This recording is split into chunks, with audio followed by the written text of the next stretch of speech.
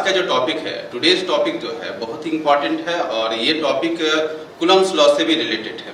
तो Coulomb's law के statement को, उसके प्रॉब्लम को अगर आपने अच्छी तरह से समझे हैं तो इस टॉपिक को समझने में ज़्यादा प्रॉब्लम नहीं होने वाली है, क्योंकि ये जो फील्ड है इलेक्ट्रिक फील्ड है, जो न्यू टॉपिक है इलेक्ट्रिक फील्ड, जो बोर्ड में लिखा हुआ है इलेक्ट्रिक फील्ड, ये पहले भी हमने इस टॉपिक को पढ़ चुका है क्लास 11th में, और वहाँ पे इस टॉपिक का नाम था ग्रेविटेशनल फील्ड।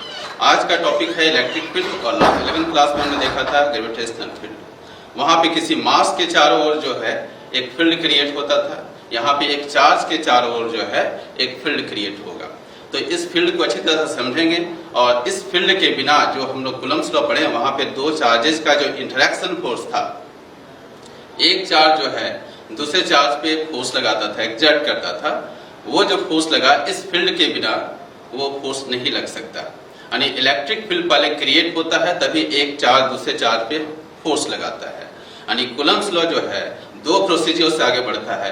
पहले कि कोई चार्ज जो है एक फील्ड क्रिएट करता है और उस फील्ड में अगर कोई चार्ज है तो वो फोर्स एक्सपीरियंस करता है, that is called Coulomb's law. तो कूलम्ब्स लॉ का से रिलेटेड ये टॉपिक है, तो इसको बिल्कुल ध्यान से सुनेंगे और समझेंगे और इस टॉपिक का आनंद लेंगे। तो देखते हैं इस टॉपिक में क्या क्या हमको पढ़ना है, उसके बारे में थोड़ा डिस्कस कर लें। इसके बाद हम लोग स्टेप बाय स्टेप इस टॉपिक को डील करते चले जाएंगे। तो देखते हैं बोर्ड में जो लिखा हुआ है, इस टॉपिक को सारा एक्सप्लेनेशन मैंने कर दिया है इलेक्ट्रिक फील्ड के बारे में। कि इलेक्ट्रिक फील्ड का सबसे पहले हम इंट्रोडक्शन देखेंगे कि ये फील्ड आता कैसे है, किस तरह से क्रिएट होता है। इसके बाद हम इलेक्ट्रिक फील्ड की बात करेंगे, इलेक्ट्रिक फील्ड है क्या, और उस फील्ड का स्ट्रेंथ के बारे में बात करेंगे। यानी इलेक्ट्रिक फील्ड का मैग्नीट्यूड क्या होगा किसी भी पॉइंट पे फील्ड के अंदर में, उसके बारे में हम बात करेंगे। Electric field intensity and electric field strength also, ये दोनों ही एक ही है। इंटेंसिटी बोले या तो स्ट्रेंथ बोले, यानी मैग्नीट्यूड को ये शो करता है। नेक्स्ट टॉपिक आपका है force and acceleration in electric field. जब भी कोई इलेक्ट्रिक फील्ड में कोई फोर्स लगता है तो according to Newton second law of motion acceleration will be created, तो एक एक्सेलरेशन क्रिएट हो जाता है। तो यहाँ फोर्स के बारे में भी जानेंगे और एक्सेलरेशन के बारे में जानेंगे। जो आगे हम चार्ज के मोशन के बारे में जब डिस्कस करेंगे कि इलेक्ट्रिक फील्ड में चार्ज किस तरह से मोशन करता है, वहां पे ये कॉन्सेप्ट फिर काम देने वाला है। ठीक है, आगे बढ़ते हैं हम लोग। Electric field due two point charge, कोई एक पॉइंट चार्ज है और किसी भी पॉइंट पे हमको इलेक्ट्रिक फील्ड को फाइंड आउट करना है, इलेक्ट्रिक फील्ड इंटेंसिटी को फाइंड आउट करना है, तो उसका वैल्यू क्या आएगा उसके बारे में हमको जानना है। किसी भी एक सिंगल आइसोलेटेड पॉइंट चार्ज के द्वारा किसी भी पॉइंट पे इलेक्ट्रिक फील्ड इंटेंसिटी का वैल्यू क्या होगा, और इससे रिलेटेड न्यूमेरिकल्स भी हम लोग करेंगे। Next topic very important for examination point of view, either JAC board और सीबीएसई बोर्ड, दोनों बोर्ड में ये क्वेश्चन पूछे जाते हैं इलेक्ट्रिक लाइन्स ऑफ फोर्सेस के प्रॉपर्टीज के बारे में और इलेक्ट्रिक लाइन्स ऑफ फोर्सेस के प्रॉब्लम्स के बारे में भी डिस्कस किया जाता है और यहाँ एग्जाम में पूछा भी जाता है। Electric lines of forces is also called field lines, ये फील्ड लाइन्स के द्वारा भी जाना जाता है, जैसे माइकल फैराडे ने इंट्रोड्यूस किया था। इसके बारे में हम डिटेल से बात करेंगे। नेक्स्ट टॉपिक है vector form of electric field intensity. Vector form के बारे में हम लोग कूलम्ब्स लॉ में भी पढ़ा था कि वहां पे किस तरह से उसको वेक्टरली रिप्रेजेंट करते हैं in terms of position vector.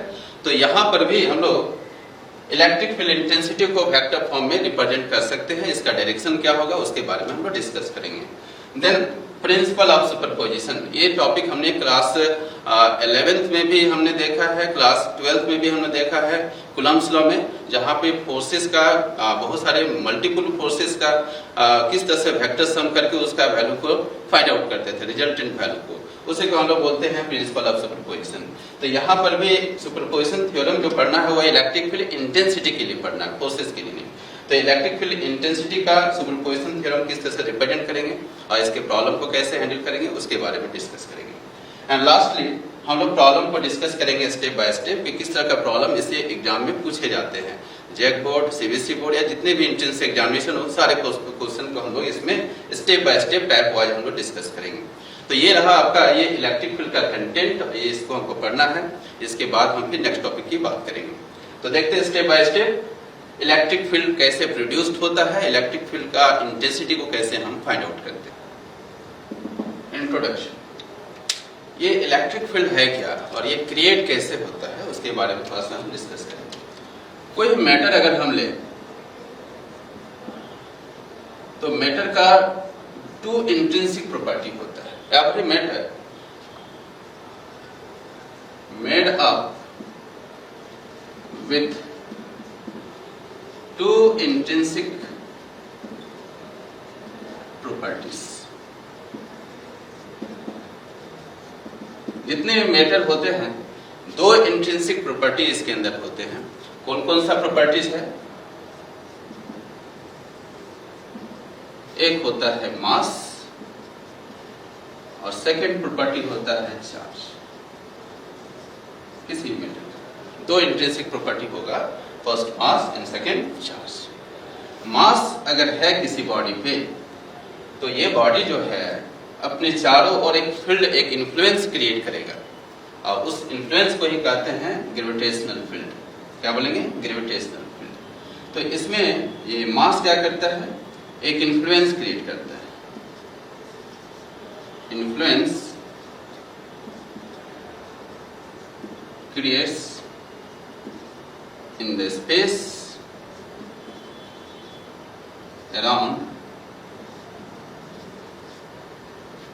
around itself। अपने चारों ओर क्या करता है? एक इन्फ्लुएंस क्रिएट करता है। That influence is called gravitational field. उसी इन्फ्लुएंस को हम लोग क्या बोलते हैं? ग्रेविटेशनल फील्ड बोलते हैं। चार्ज क्या करता है? यह भी एक इन्फ्लुएंस क्रिएट करता है। Influence creates around in the space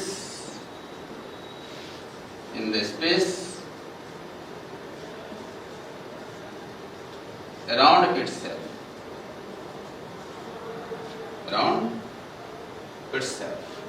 and this influence is called electric। इसी इन्फ्लुएंस को क्या कहते हैं हम लोग? इलेक्ट्रिक फील्ड बोलते हैं। ये दोनों जो फील्ड है, इलेक्ट्रिक और ग्रेविटेशनल फील्ड, ये क्लास 11 में हम लोग देखे थे ग्रेविटेशन चैप्टर में, और अभी हम इस चैप्टर में देख रहे हैं चार्ज क्या करने वाला है। चार्ज अपने चारों ओर एक इन्फ्लुएंस क्रिएट करता है। That influence is called electric field. ये जो इन्फ्लुएंस है ये इनविजिबल होता है, इसे हम नेकेड आई से देख नहीं सकते हैं। इस इन्फ्लुएंस को हम नेकेड आई से देख नहीं सकते हैं, बट उसको महसूस कर सकते हैं। ठीक है? दिस इन्फ्लुएंस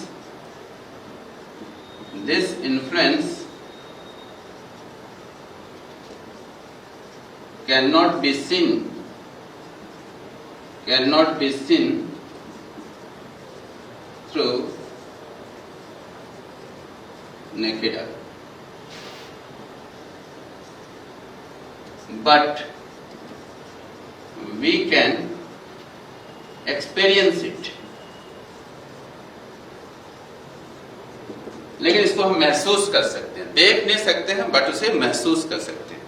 ये जो महसूस कर रहे हैं दैट इज कॉल्ड फोर्स। इसे हम फोर्स बोलेंगे। लेकिन ये फोर्स कैसा है? Non contact force.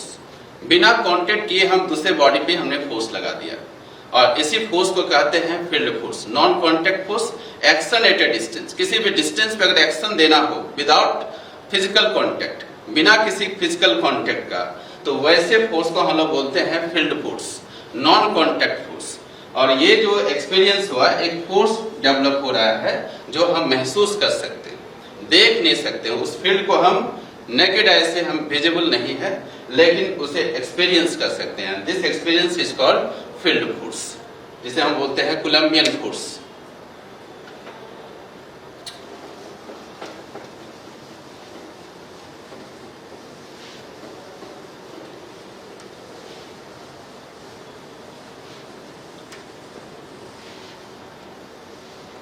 Clear?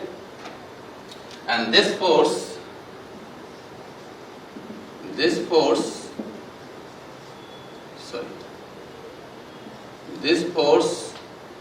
is called action at a distance। ठीक है?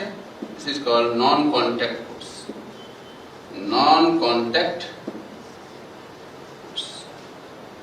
ठीक है, नॉन कॉन्टैक्ट फोर्स। ऐसे को बोल सकते हो फील्ड फोर्स, फील्ड फोर्स यानी फोर्स विदाउट कॉन्टेक्ट, फोर्स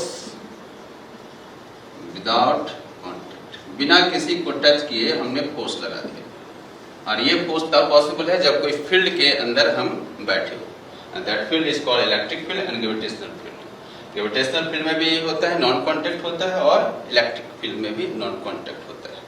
तो इसको हम देखेंगे कि इलेक्ट्रिक फील्ड कहता क्या है और इलेक्ट्रिक फील्ड इंटेंसिटी को हम कैसे फाइंड आउट करते हैं। कभी कभी हम देखे होंगे कूलम्ब्स लॉ में कि दो चार्जेस था Q1 एंड Q2 और दोनों एक दूसरे पे फोर्स एक्सर्ट करता था। अगर ये दोनों लाइक चार्जेस है then they are repel with each other, अगर ये दोनों अनलाइक चार्जेस है then they attract with each other, तो दोनों एक दूसरे पे अट्रैक्ट करते। सपोज ये चार्ज अगर इस पे अगर फोर्स लगाएगा रिपल करेगा क्योंकि दोनों ही लाइक चार्जेस है, तो ये फोर्स कैसे क्रिएट हुआ, ये फोर्स कैसे क्रिएट हुआ, ये चार्ज क्या किया, अपने चारों ओर एक इन्फ्लुएंस क्रिएट कर दिया, अपने चारों ओर एक इन्फ्लुएंस क्रिएट कर दिया और उस इन्फ्लुएंस को ही कहते हैं इलेक्ट्रिक फील्ड। और इस इलेक्ट्रिक फील्ड में अगर कोई अनदर चार्ज को अगर प्लेस्ड कर देते हैं तो वो फोर्स महसूस करेगा। अगर ये दोनों ही लाइक होगा तो रिपेल होगा, अगर दोनों अनलाइक होगा तो ये अट्रैक्ट करेगा। तो वो डिपेंड करता है चार्ज का नेचर कैसा है। तो ये force of interaction electric field के बारे में पता। Electric field, what is electric field? It is the region of space surrounding any electric charged body or particles where its influence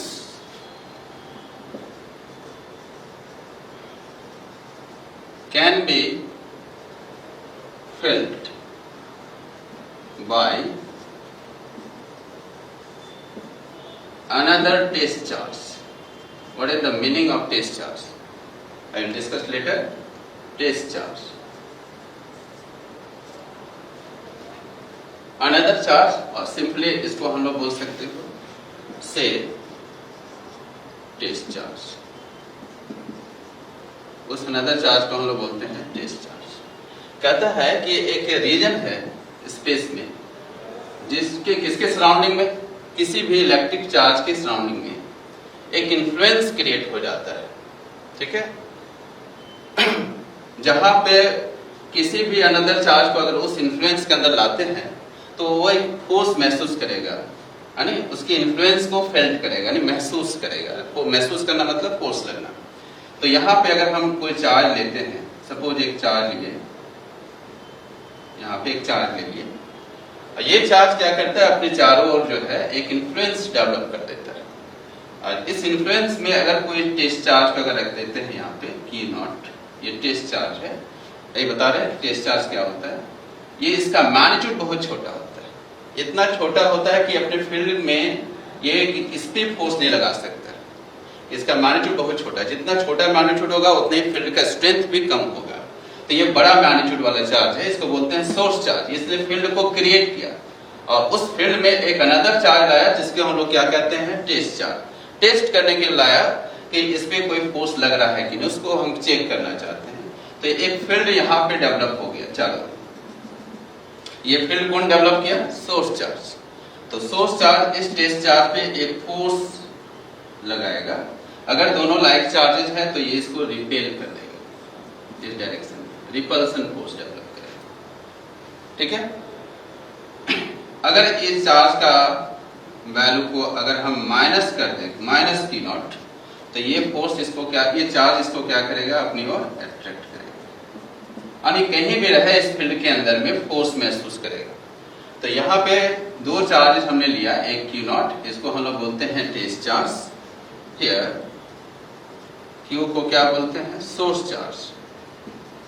source charge का मतलब है कि जो फील्ड को क्रिएट करता है, जिसका मैग्नीट्यूड बहुत बड़ा होता है, फोर्स, और ये Q नॉट हुआ, इसको हम लोग बोलते हैं टेस्ट चार्ज। इसको टेस्ट करने के लिए लाते हैं कि ये फोर्स महसूस इस फील्ड में करता है कि नहीं, उसको टेस्ट करना है। तो Q नॉट का मैग्नीट्यूड बहुत छोटा होता है, then Q not is very very less than Q। Q not का मैग्नीट्यूड बहुत ही छोटा होता है किससे? Q से। इसका भी फील्ड होगा, जितने भी चार्ज होते हैं वो अपने सराउंडिंग में एक फील्ड क्रिएट करता है, इसका भी फील्ड होगा, लेकिन इसका फील्ड का स्ट्रेंथ बहुत ही कम है, जिसके चलते इस पे फोर्स नहीं लगा पाता है। और ये बहुत बड़ा मैग्नीट्यूड का है तो इसका एरिया बड़ा होगा, तो ये इस पे फोर्स लगेगा। ठीक है, तो यहाँ पे Q नॉट का मैग्नीट्यूड Q से काफी छोटा होगा। So test charge, what is the meaning of test charge? Test charge is that which exert no force on nearby charge, but this charge experience some force due to other charge। इस charge के चलते ये force महसूस करेगा, लेकिन ये अपने charge के चलते इस पे फोर्स महसूस नहीं करेगा, यानी ये इस पे एक्सर्ट नहीं करेगा, फोर्स एक्सर्ट नहीं करेगा, इसका मैग्नीट्यूड बहुत ही छोटा है। This is called electric field. Electric field एक ऐसा स्पेस है जो किसी भी चार्ज के सराउंडिंग में डेवलप हो जाता है।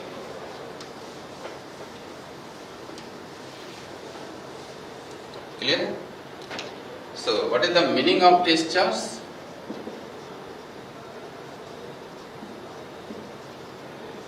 It is that charge exerts no force on nearby charges, but it experience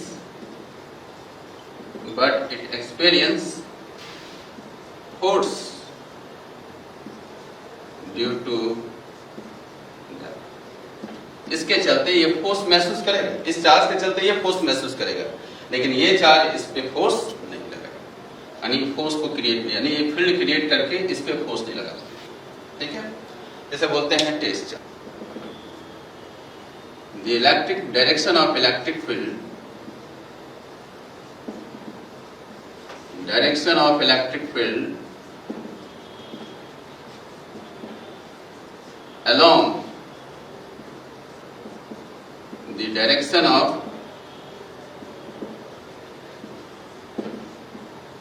force experienced by the test charge। जिधर टेस्ट चार्ज फोर्स महसूस करता है उसी डायरेक्शन में इलेक्ट्रिक फील्ड का डायरेक्शन को हम लोग एज्यूम करते हैं। सपोज एक चार्ज है Q इज ग्रेटर देन 0, ठीक है, एक सोर्स चार्ज है जो greater than 0, that means positive charge है। तो अगर हम यहाँ पॉजिटिव चार्ज लेते हैं प्लस Q चार्ज, और यहाँ पे एक टेस्ट चार्ज हमने रख दिया Q नॉट, तो इस पे ये फोर्स लगाएगा इस डायरेक्शन में, along the line joining the two charges, ये फोर्स इधर लगा देगा, ये फील्ड क्रिएट करेगा और फील्ड के चलते इस पे एक फोर्स लगेगा इस डायरेक्शन में। तो जिस डायरेक्शन में ये टेस्ट चार्ज फोर्स महसूस करता है उसी डायरेक्शन में फील्ड का डायरेक्शन होगा। तो ये चार्ज यहाँ भी रख सकते हो, किसी भी डायरेक्शन में, पूरे स्पेस में चारों ओर लग सकते हो। तो फील्ड का डायरेक्शन किधर होगा, यानी फोर्स की डायरेक्शन में, जिधर ये फोर्स महसूस करेगा उसी डायरेक्शन में इस फील्ड का डायरेक्शन को एज्यूम करेंगे। This is the direction of electric field, this is the direction of electric field. और ये इलेक्ट्रिक फील्ड कैसा होगा, रेडियली आउटवर्ड, ये बाहर की ओर होगा। इस तरह से अगर पॉजिटिव चार्ज है, इस पे फोर्स लगा इस डायरेक्शन में, तो इसी डायरेक्शन में ये फील्ड क्रिएट कर देगा, इलेक्ट्रिक फील्ड का डायरेक्शन इधर हो जाएगा। ठीक है, अगर हम लेते हैं Q naught, Q is less than 0, Q का वैल्यू अगर लेस देन 0 ले लें, इसको नेगेटिव कर दें, then what will happen, minus Q, और यहाँ पे हमने रख दिया Q नॉट चार्ज। अब ये नेगेटिव चार्ज इसको क्या करेगा, अपनी ओर अट्रैक्ट करेगा इस डायरेक्शन में। जब अट्रैक्ट करेगा तो फोर्स का डायरेक्शन देखो टुवर्ड्स द सोर्स चार्ज है, तो इसी डायरेक्शन में फील्ड का डायरेक्शन हो जाएगा। तो फील्ड का डायरेक्शन किधर होगा, कहीं भी रख दो इस तरह से, this is the direction of electric field. Electric field का डायरेक्शन इनवर्ड होगा, radially inward. Radially inward. Inward direction में इलेक्ट्रिक फील्ड का डायरेक्शन हो जाएगा, जिस डायरेक्शन में फोर्स एक्सपीरियंस करेगा। यहाँ भी अगर चार्ज को रखेंगे तो इसका फोर्स का डायरेक्शन इधर हो जाएगा, यहाँ पे भी चार्ज रखोगे Q नॉट तो फोर्स का डायरेक्शन नीचे की। जिस डायरेक्शन में फोर्स लगता है उसी डायरेक्शन में इलेक्ट्रिक फील्ड का डायरेक्शन को हम लोग, this field exist up to infinity theoretically,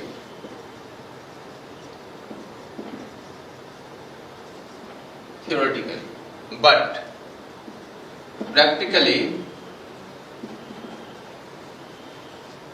it gradually decreases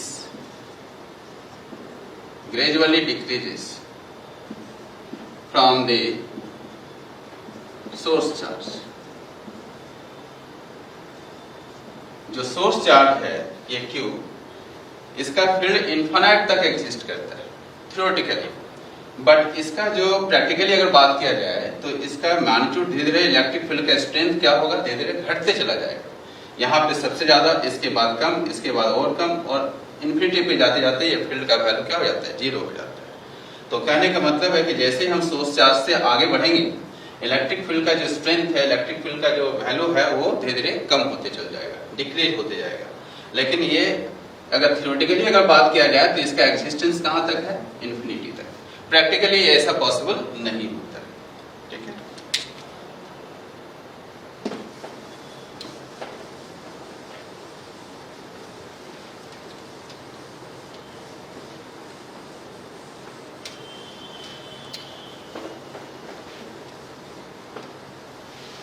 This is electric field, and next topic is electric field strength।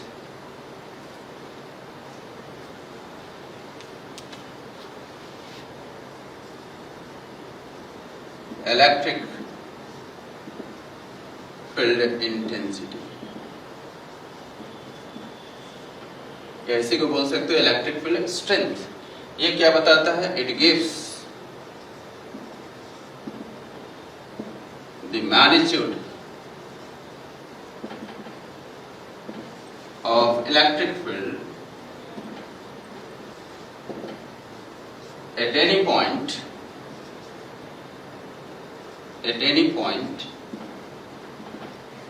inside the electric field। Electric field के अंदर में किसी भी पॉइंट पे अगर इसके स्ट्रेंथ को फाइंड आउट करना चाहते हैं, मैग्नीट्यूड क्या होगा इलेक्ट्रिक फील्ड का, तो हम इलेक्ट्रिक फील्ड इंटेंसिटी को इंट्रोड्यूस करेंगे, इंसर्ट करेंगे। तो यहाँ पे देख सकते हैं कि इसको कैसे डिफाइन करेंगे, इसका मेजरमेंट कैसे करते हैं इस मैग्नीट्यूड का, किसका वैल्यू क्या होगा, और इलेक्ट्रिक फील्ड इंटेंसिटी को हम E से रिप्रेजेंट करते हैं, ठीक है। तो इसका मेजरमेंट हम कैसे करेंगे, E का वैल्यू मेजरमेंट है, ठीक है। हमने यहाँ पे एक चार्ज लिया Q, इसे बोलते हैं सोर्स चार्ज। हम चाहते हैं किसी पॉइंट पे इसके फील्ड को स्ट्रेंथ का वैल्यू पता करें कि इस चार्ज के चलते यहाँ जो फील्ड बना उस फील्ड का जो वैल्यू होगा उसका मैग्नीट्यूड को पता करें, तो हम डिफाइन करेंगे इलेक्ट्रिक फील्ड इंटेंसिटी। तो यहाँ पे क्या करते हैं, जो हमने टेस्ट चार्ज रखा था Q नॉट, इसको हम क्या करते हैं +1 कूलम ले लेते हैं, इसे बोलते हैं यूनिट पॉजिटिव चार्ज। क्या बोलेंगे, यूनिट पॉजिटिव चार्ज। तो यूनिट पॉजिटिव चार्ज, ये इस चार्ज पे एक फोर्स महसूस होगा, और जो फोर्स लगा इस चार्ज के द्वारा, यहाँ पे जो फोर्स महसूस किया गया यूनिट पॉजिटिव चार्ज पे, इसी फोर्स को ही हम लोग बोलते हैं electric field intensity at point P। Electric field intensity at point P, किसी पर्टिकुलर पॉइंट पे ये डिफाइंड होता है। इलेक्ट्रिक फील्ड पूरे स्पेस में डिफाइंड होता है, और इलेक्ट्रिक फील्ड इंटेंसिटी की बात करेंगे तो वो किसी पर्टिकुलर पॉइंट पे डिफाइंड होगा, कि वहां पे इलेक्ट्रिक फील्ड का वैल्यू क्या होगा, उसको डिफाइन करने के लिए हम लोग यहाँ पे यूनिट पॉजिटिव टेस्ट चार्ज रखते हैं। और इस पे जितना फोर्स महसूस होगा that is called electric field intensity at point P। और जिस पॉइंट पे ये फील्ड निकाला है इलेक्ट्रिक फील्ड इंटेंसिटी का वैल्यू, इसी को हम लोग बोलते हैं फील्ड पॉइंट। इसको बोलेंगे सोर्स चार्ज, ठीक है। हाउ कैन यू डिफाइन और कैसे इसको मेजरमेंट लेंगे, इसको लिखेंगे। तो ये क्या लिख सकते हो, it is the force experienced bye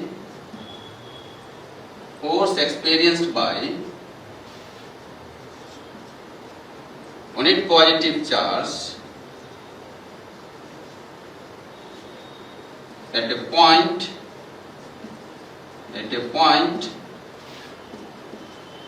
inside the electric field, किसी भी इलेक्ट्रिक फील्ड के अंदर में, ये कोई इलेक्ट्रिक फील्ड है और इस फील्ड के अंदर में किसी पॉइंट पे अगर यूनिट पॉजिटिव चार्ज द्वारा जितने फोर्स महसूस किया जाता है, that force is called electric field intensity, and it denoted by capital E, इसको E से रिप्रेजेंट करते हैं। तो how can you right, electric field का वैल्यू क्या होगा, E को हम लिखते हैं F divided by Q not. ऐसा क्यों लिखे, देखो पहले Q नॉट चार्ज हमने लिया, यहाँ पे कितना चार्ज लिया, Q नॉट। तो Q नॉट चार्ज पे फोर्स कितना महसूस हुआ, F। किसके द्वारा महसूस हुआ, इस Q चार्ज के द्वारा। तो Q चार्ज ने यहाँ पे कितना फोर्स महसूस कराया, F। तो यूनिट चार्ज द्वारा इसको अगर 1 कर दे यूनिटरी लॉ से, तो अगर इसको 1 कर दें तो क्या मिलेगा, F divided by Q not. तो यूनिट पॉजिटिव चार्ज द्वारा जितना फोर्स महसूस किया जाता है, that force is called electric field intensity. Electric force is a vector quantity, electric field also a vector quantity. Here Q not का value हम लोग बहुत ही छोटा लेते हैं, ये टेस्ट चार्ज होता है, Q नॉट टेंड्स टू 0, कहीं बुक में लिखा रहता है Q naught tends to 0, that means Q not का मैग्नीट्यूड बहुत ही स्मॉल है ना, लिमिट में यूज करते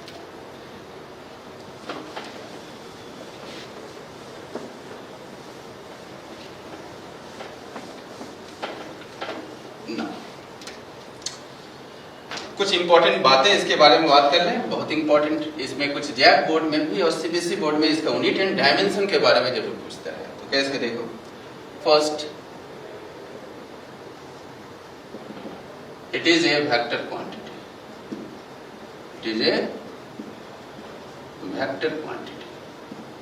और जब वेक्टर है तो ऑब्वियसली डायरेक्शन होगा इसका, और डायरेक्शन किधर होगा, जिधर फोर्स महसूस करेगा।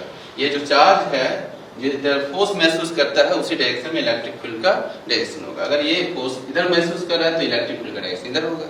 अगर ये चार्ज अगर इस डायरेक्शन में फोर्स महसूस करता है तो इलेक्ट्रिक फील्ड का डायरेक्शन इधर होगा। तो जिस डायरेक्शन में ये चार्ज फोर्स महसूस करता है उसी डायरेक्शन में इलेक्ट्रिक फील्ड इंटेंसिटी का डायरेक्शन होगा। सेकेंड, इसका यूनिट क्या होगा, यूनिट ऑफ E। अगर ऐसा यूनिट की बात करें तो इसमें 2 यूनिट हो सकता है, SI और एक होता है CGS में, दोनों में बात कर सकते हैं।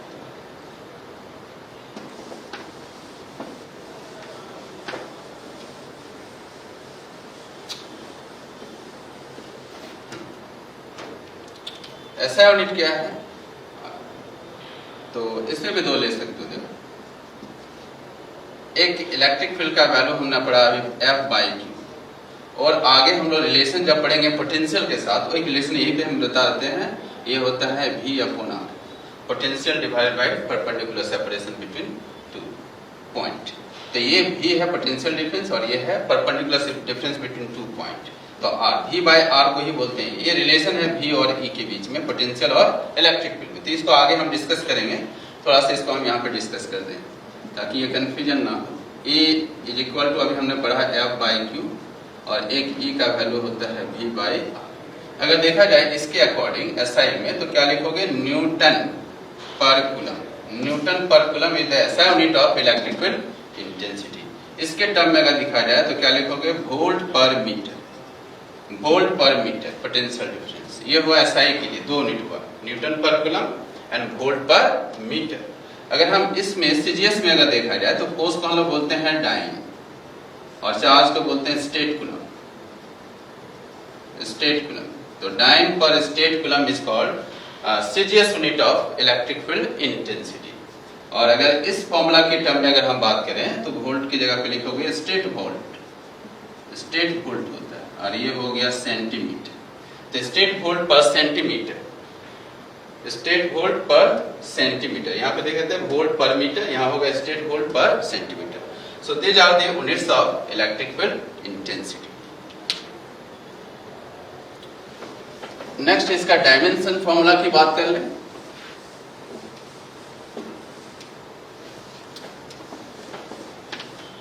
इसका डायमेंशनल फॉर्मूला क्या होता है?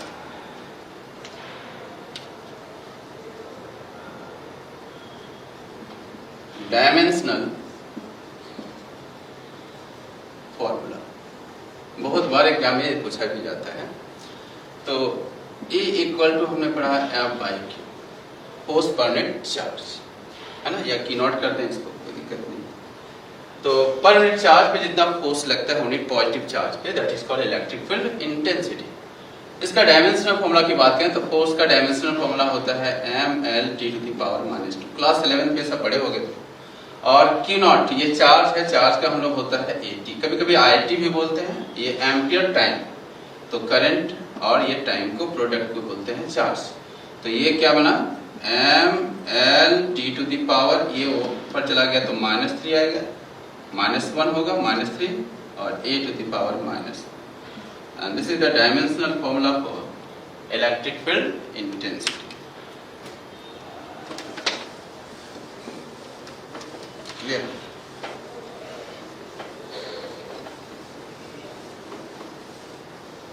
एक छोटा सा क्वेश्चन ले लें इसी पे बेस्ट. करा कोई चार्ज है, ठीक है, और ये चार्ज का वैल्यू दिया हुआ है Q नॉट 1 × 10⁻⁻6, और ये चार्ज कितना फोर्स महसूस कर रहा है? F का वैल्यू दिया हुआ है 1.5 × 10⁻³ न्यूटन. ये चार्ज इतना फोर्स महसूस कर रहा है. ये फोर्स महसूस कब करेगा? जब ये चार्ज किसी फील्ड के अंदर होगा, और उस फील्ड का जो स्ट्रेंथ है E, वो फाइंड आउट करना है. जब ये किसी फील्ड के अंदर में है तो इस पॉइंट पे, इस पर्टिकुलर पॉइंट पे जहां पे ये फोर्स महसूस किया, इस पर्टिकुलर पॉइंट पे इलेक्ट्रिक फील्ड इंटेंसिटी का वैल्यू क्या होगा? सो what is the electric field intensity at this point? ठीक है, so find EP, electric field at point B. जब चार्ज दिया रहे Q नॉट और फोर्स दिया रहे 1.5 × 10⁻³ so value will be, EP का वैल्यू अभी हमने बताया, ये force divided by Q not होता है, F divided by Q not. So force will B 1.5 × 10⁻³ Newton, and Q not का वैल्यू होता है 1 × 10⁻⁶ coulomb. So value will be 1.5 × 10⁻, ऊपर जाए ये 3 हो जाएगा, ये प्लस ये माइनस हो जाएगा, तो Newton per coulomb.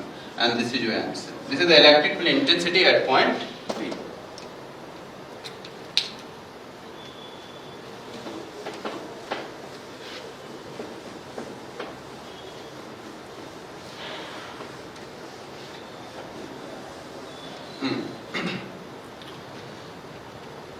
Next topic, जब हमने देख लिया कि फोर्स लगा इस पे किसी भी फील्ड में, किसी भी चार्ज पे, तो उसका मैग्नीट्यूड के वैल्यू को हम फाइंड आउट कर सकते हैं. तो नेक्स्ट टॉपिक है force experienced by charge in electric field. In electric, किसी भी इलेक्ट्रिक फील्ड में किसी चार्ज पे कितना फोर्स लगता है. अगर इलेक्ट्रिक फील्ड का वैल्यू दिया हुआ, electric field means electric field intensity, electric field means electric field intensity, वो अंडरस्टूड है.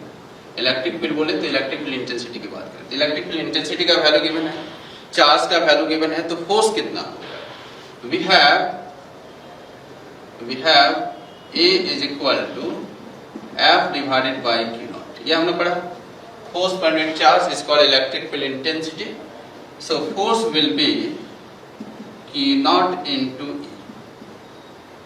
Force will B Q not into E.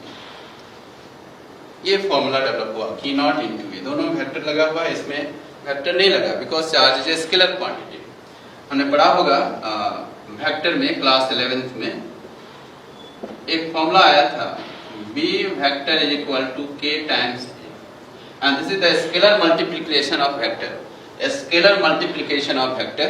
अगर किसी स्केलर को अगर वेक्टर से मल्टीप्लाई करते हैं तो वो वेक्टर क्वांटिटी देता है, जैसे बोलते हैं scalar multiplication of vector, where k is a scalar, some scalar k को हम बोलते हैं एक स्केलर बोलते हैं। स्केलर जो है मे be positive may be negative, ये पॉजिटिव भी हो सकता है और नेगेटिव भी हो सकता है। तो कहता है कि if k is equal to 0, अगर k का वैल्यू 0 हो जाए then b vector will be 0।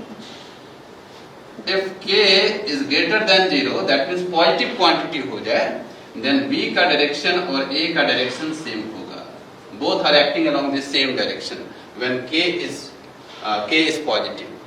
If k is negative, अगर ये नेगेटिव टर्म होगा -2 -3 कुछ भी अगर हो, तो b का जो डायरेक्शन होगा a के डायरेक्शन के जस्ट अपोजिट हो जाएगा। इस कॉन्सेप्ट को हमने क्लास 11th में हम लोग पढ़ चुके होंगे। इसी को यहाँ भी अप्लाई कर देंगे कि ये चार्ज है और ये चार्ज एक स्केलर होता है, but this scalar may be positive and may be negative. Charge 0 भी हो सकता है, पॉजिटिव भी हो सकता है और नेगेटिव भी हो सकता है, लेकिन मास अगर होता है तो मास ऑलवेज भी पॉजिटिव, मास ऑलवेज भी पॉजिटिव। ये फॉर्मूला भी हम लोग देखे होंगे, F equal to mass into acceleration, class 9 से हम लोग पढ़ते आ रहे हैं, Newton second law of motion. यहाँ मास है, मास ऑलवेज भी पॉजिटिव, ये कभी नेगेटिव नहीं होता है। सो एक्सेलरेशन का डायरेक्शन वही होगा जो फोर्स का डायरेक्शन होगा। अगर ये पॉजिटिव हो जाए तो both are acting along the same direction, दोनों का डायरेक्शन सेम होगा, ठीक है। बट यहाँ कुछ कंडीशंस हो सकते हैं। क्या कंडीशन होगा? पहला कंडीशन होगा इफ Q0 का वैल्यू अगर 0 हो जाए, किसी बॉडी पे चार्ज अगर 0 है, बिकॉज चार्ज कब होता है? जब बॉडी पे मास होता है। चार्ज में भी 0 बट मास कभी 0 नहीं हो सकता, ठीक है। एक कंडीशन है जहां मास रेस्ट मास 0 है, बताएंगे उसको। अगर चार्ज अगर 0 है then force will be 0। If Q0 greater than 0 that means positive charge, अगर ये पॉजिटिव चार्ज हो जाए तो इस पे फोर्स का जो डायरेक्शन होगा वह इलेक्ट्रिक फील्ड के अलोंग होगा, both are acting along the same direction, force का डायरेक्शन और इलेक्ट्रिक फील्ड का डायरेक्शन समान। जैसे ये इलेक्ट्रिक फील्ड का डायरेक्शन है और हमने यहाँ पे चार्ज रख दिया Q0, ये पॉजिटिव है तो इस पे फोर्स इसी डायरेक्शन में एक्ट करेगा जिधर इलेक्ट्रिक फील्ड का डायरेक्शन होगा। नेक्स्ट है if Q0 is less than 0 that means force का डायरेक्शन और इलेक्ट्रिक फील्ड का डायरेक्शन अपोजिट हो जाएगा, दोनों का डायरेक्शन अपोजिट हो जाएगा। कहने का मतलब ये हुआ कि अगर इलेक्ट्रिक फील्ड का डायरेक्शन आगे की ओर है और चार्ज अगर नेगेटिव चार्ज है तो फोर्स का डायरेक्शन जस्ट अपोजिट हो जाएगा, इधर पीछे की ओर जाएगा। अगर ये फॉरवर्ड है तो ये बैकवर्ड होगा, जस्ट अपोजिट। तो इस कंडीशन को याद रखेंगे। यहाँ पे फोर्स का जो डायरेक्शन है इलेक्ट्रिक फील्ड के पैरेलल भी हो सकता है, एंटी पैरेलल भी हो सकता है और फोर्स 0 भी हो सकता है। वो डिपेंड करता है कि चार्ज का नेचर क्या है, ठीक है।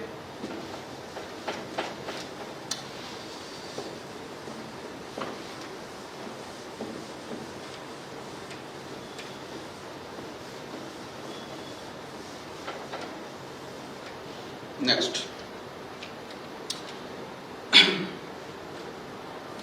चलो एक क्वेश्चन लेते हैं, क्वेश्चन से समझते हैं क्या है। Find the force experienced bye an electron and A proton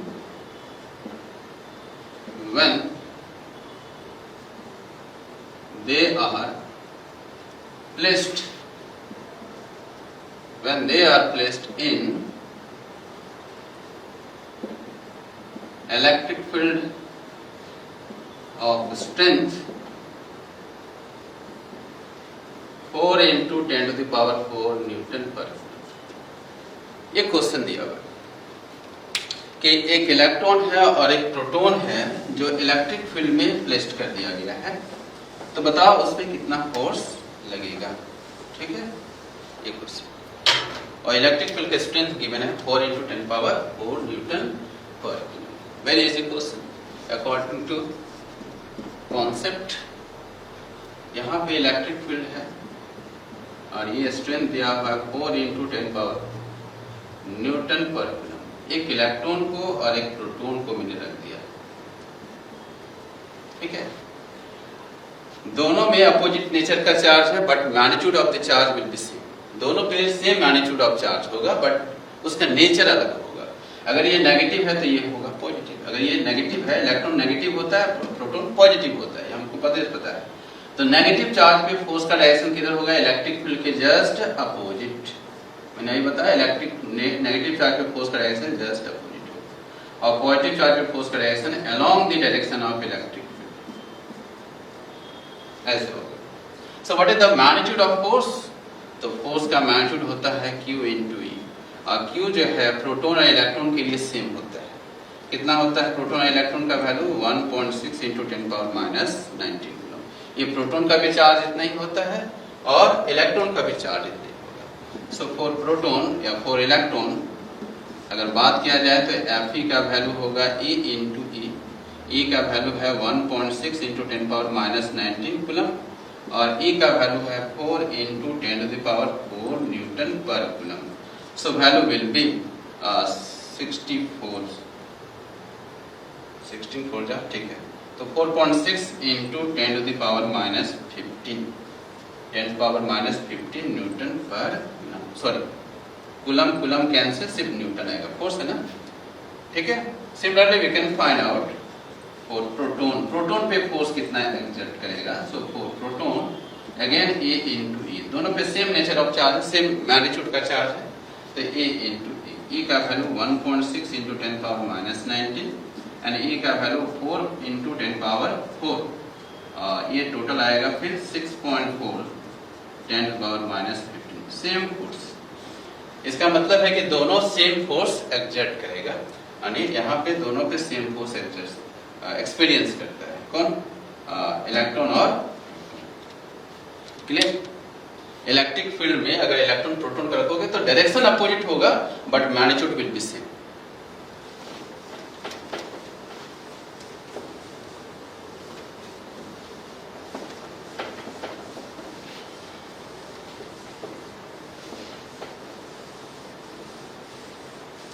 एक बहुत इंटरेस्टिंग क्वेश्चन है, इसको हम देखेंगे।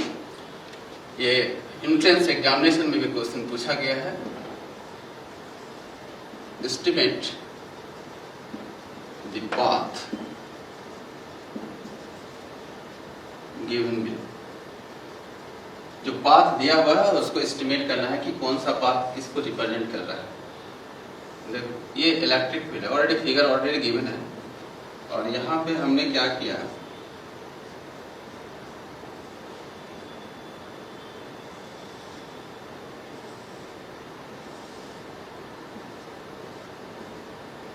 Path 1, path 2 and path 3। इसको हम लोग बोलते हैं रेडियो एक्टिव एलिमेंट। ये केमिस्ट्री में भी आप लोग पढ़े होंगे, रेडियो एक्टिव एलिमेंट। और ये इलेक्ट्रिक फील्ड का डायरेक्शन दे दिया गया, this is the direction of electric. अब इस पाथ को एस्टिमेट करना है कि कौन सा पाथ क्या रिप्रेजेंट कर रहा है। तो रेडियो एक्टिव एलिमेंट से कुछ रेडिएशन बाहर आता है, जो हमको पढ़े हो क्लास 11th में भी पढ़े होंगे और केमिस्ट्री में है और फिजिक्स में भी पढ़ना है क्लास 12th में। तो रेडियो एक्टिव एलिमेंट है क्या? Radio active element is that element which creates some radiation in the form of alpha, beta and gamma। कहाँ से निकलता है? Due to disintegration of nucleus. Nucleus के स्पॉन्टेनियस डिस्टिंग्रेशन से कुछ रेडिएशंस बाहर आते हैं in the form of alpha, beta and gamma. कहाँ का? न्यूक्लियस का।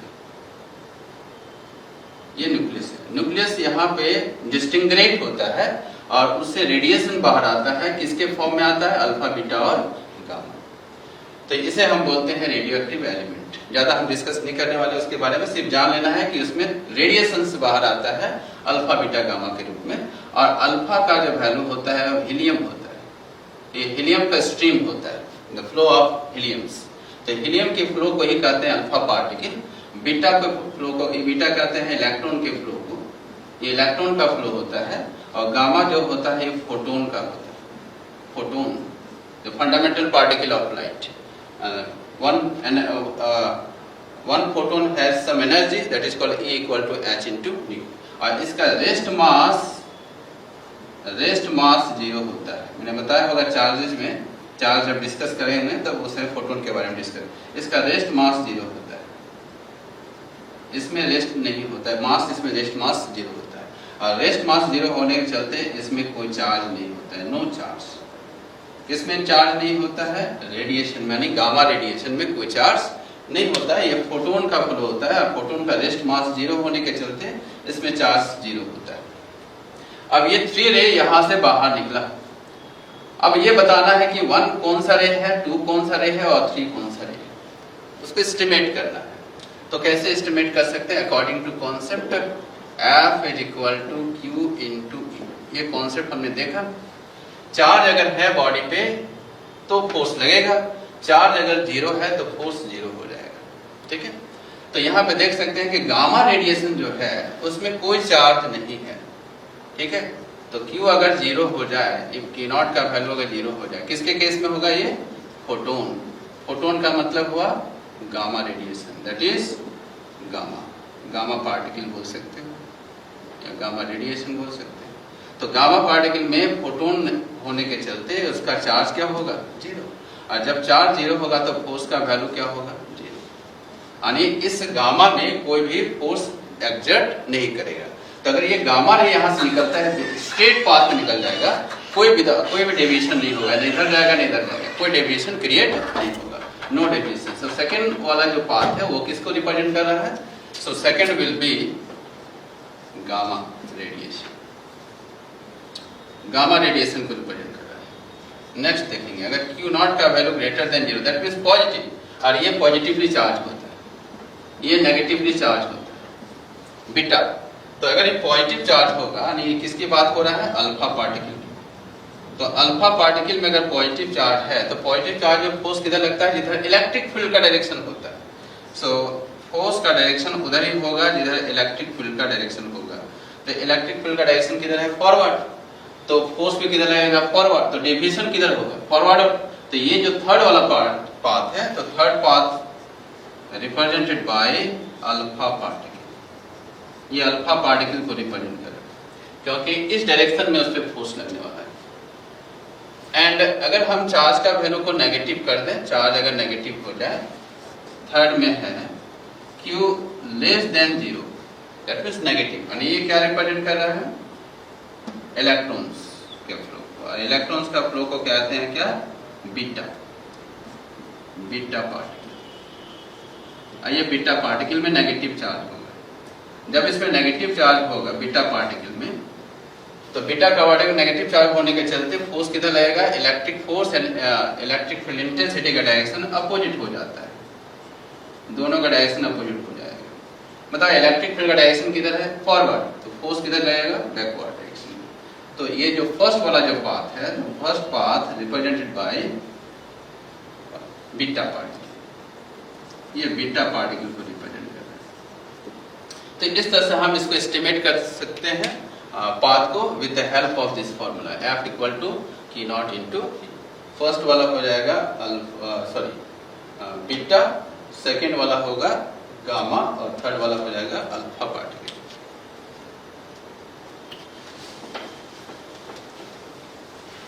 ठीक है,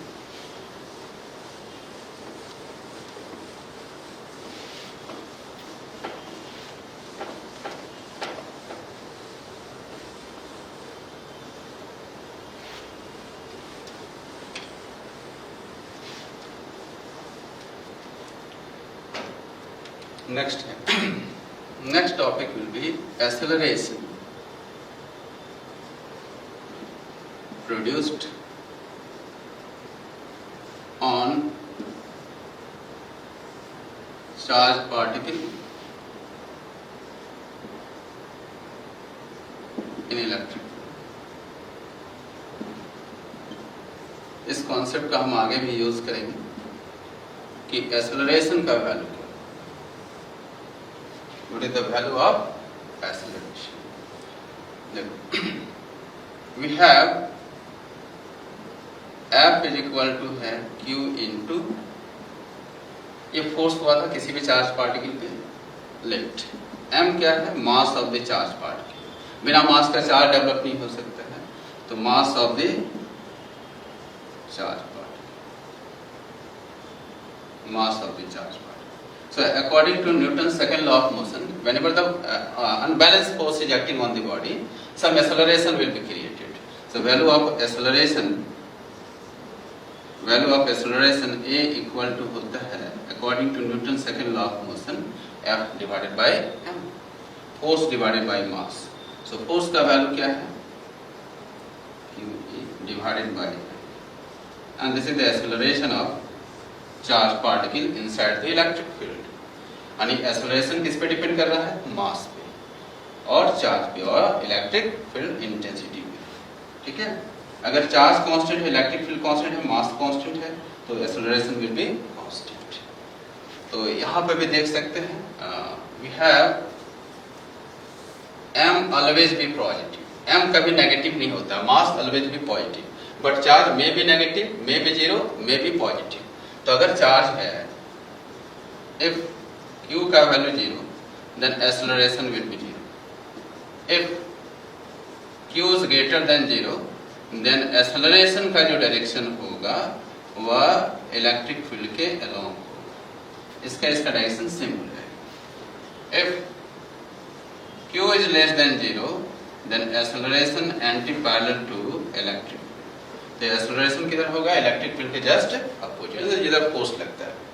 तो ये कॉन्सेप्ट है एक्सेलरेशन का, और ये जो कॉन्सेप्ट है एक्सेलरेशन का, इलेक्ट्रिक फील्ड में जो एक्सेलरेशन होगा, this acceleration is different from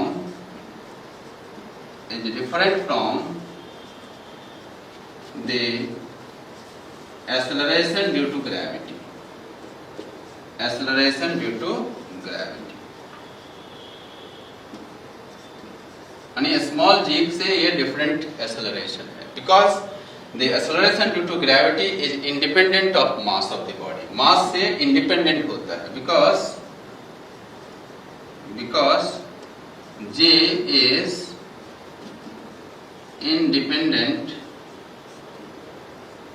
independent of mass of the body. इस पे ध्यान रखेंगे कि मास जो होगा बॉडी का, उससे इंडिपेंडेंट होता है जी का. जी का फॉर्मूला हम लोग देखे होंगे. जी इक्वल टू होता है capital G M E mass of the earth divided by radius of the earth का स्क्वायर. ये होता है. यहाँ मास ऑफ द बॉडी नहीं, ये अर्थ का मास है, बॉडी का मास नहीं. और इसका वैल्यू आता था 9.8 मीटर पर सेकेंड स्क्वायर. ये आता. और ये जो जी है ये मास से इंडिपेंडेंट है, बॉडी के मास से इंडिपेंडेंट है. बस एक दो सवाल इसमें देखते हैं.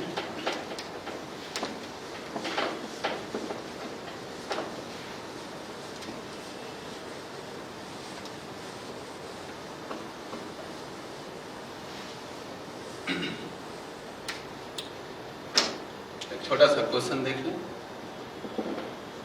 कोई इलेक्ट्रिक फील्ड है और इलेक्ट्रिक फील्ड का वैल्यू दिया हुआ है 4 × 10⁴ न्यूटन पर.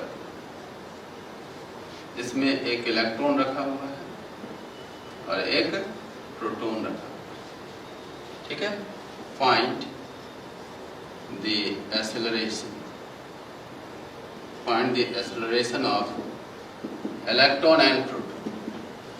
प्रोटॉन का और इलेक्ट्रॉन का एक्सेलरेशन को फाइंड आउट करना. वही बताया कि अगर हम इलेक्ट्रॉन की बात करें, फॉर इलेक्ट्रॉन की, तो इलेक्ट्रॉन का एक्सेलरेशन क्या होगा? E force divided by mass of electron. Mass of electron.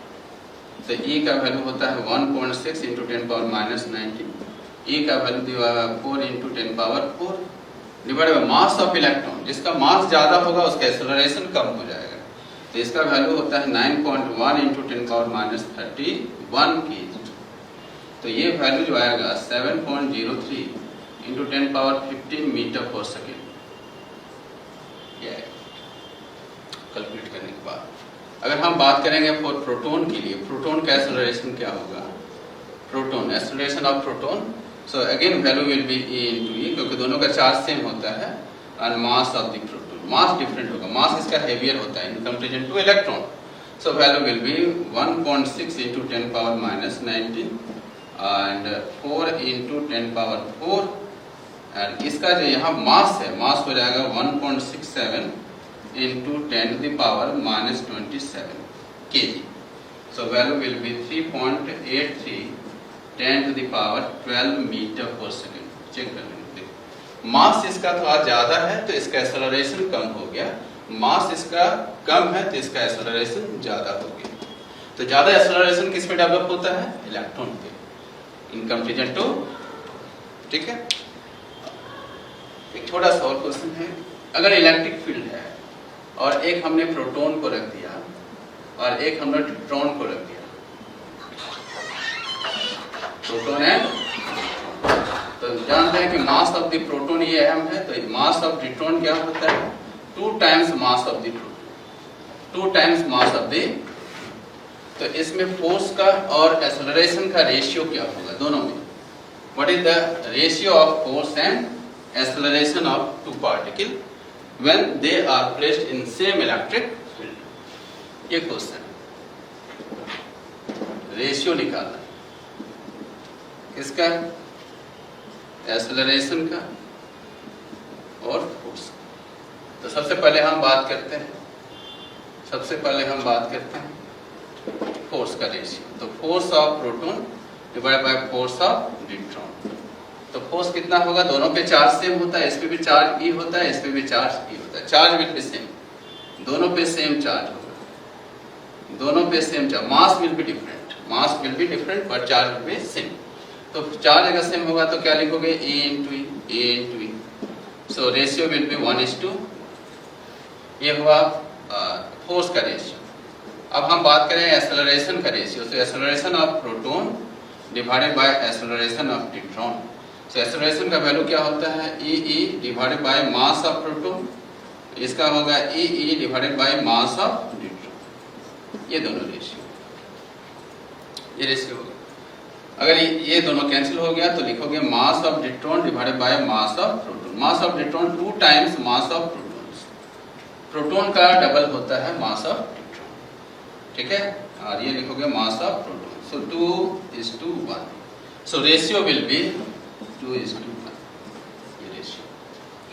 So in this way we can calculate the force and acceleration of the charge particle inside the electric field. तो electric फील्ड में किस तरह से किसी भी चार्ज पार्टिकल पे force लगता है, कितना डेवलप होगा एक्सेलरेशन, ये सब हमने आज कैलकुलेट किया. नेक्स्ट क्लास हम लोग बात करेंगे कि इलेक्ट्रिक फील्ड जो है इंटेंसिटी को फाइंड आउट करना है ड्यू टू पॉइंट चार्ज, और सुपरपोजिशन थ्योरम की बात करेंगे और उसके वेक्टर फॉर्म की बात करेंगे. सो नेक्स्ट क्लास हम लोग जो बचा हुआ पोर्शन बच गया आज का इलेक्ट्रिक फील्ड का, उसको हम लोग डिस्कस करने वाले हैं. Till then stay home, stay safe and stay with physics. Thanks for watching.